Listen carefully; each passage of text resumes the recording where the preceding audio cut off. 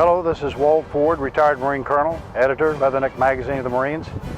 And we're here at the National Museum of the Marine Corps to tell you a little bit about our July issue of Leatherneck Magazine. It's our America's birthday. No better place to acknowledge that and recognize that than here at the National Museum of the Marine Corps, as General George Christmas used to call it, the Marine House, America's Marine House. We're standing on Puller Point.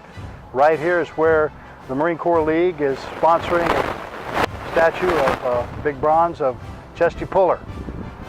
Beautiful space, beautiful time for us to talk about America in our Leatherneck Magazine July edition.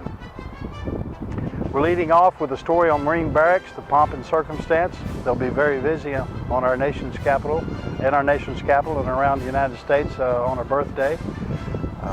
Austin Hazard, a sergeant at Marine Barracks, has done a good story for us with great photos to include the cover. We think you'll like that, and that tribute to America. Again, Marine Barracks 8th and I, Silent Drill Platoon, the people that are stationed there are doing a great job serving America, and there's no better time to recognize that than the July issue.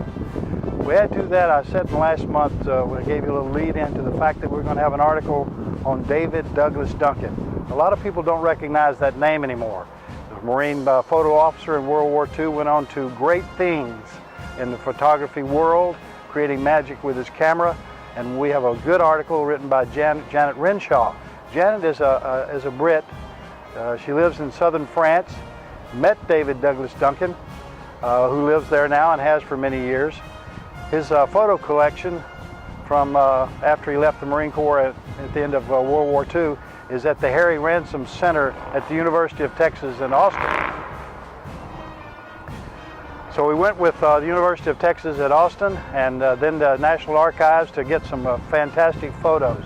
I think you'll be amazed at his magic that he works with a camera and the story that Janet Renshaw has written for us in our July issue. We add to that an article on a reserve unit written by Chief Warrant Officer 4 Randy Gatto.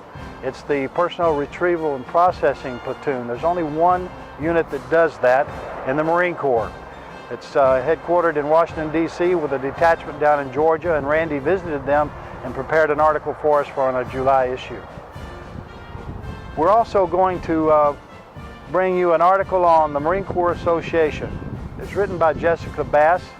She's a young Marine wife who happens to work at the Marine Corps Association.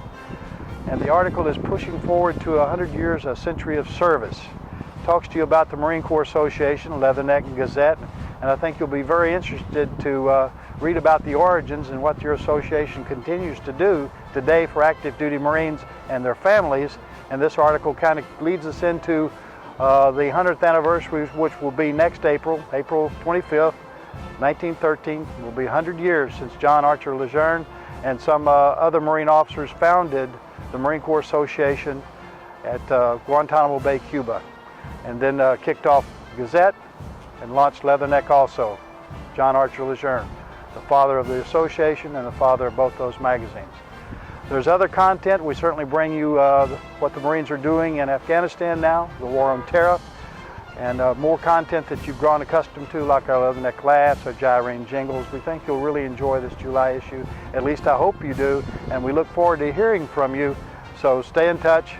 Stay in touch with us on the email at leatherneck@mca-marines.org, or give us a call on our toll-free number, which is up front in the magazine. Thank you very much. Happy 4th of July from all the Leatherneck staff. Semper Fidelis.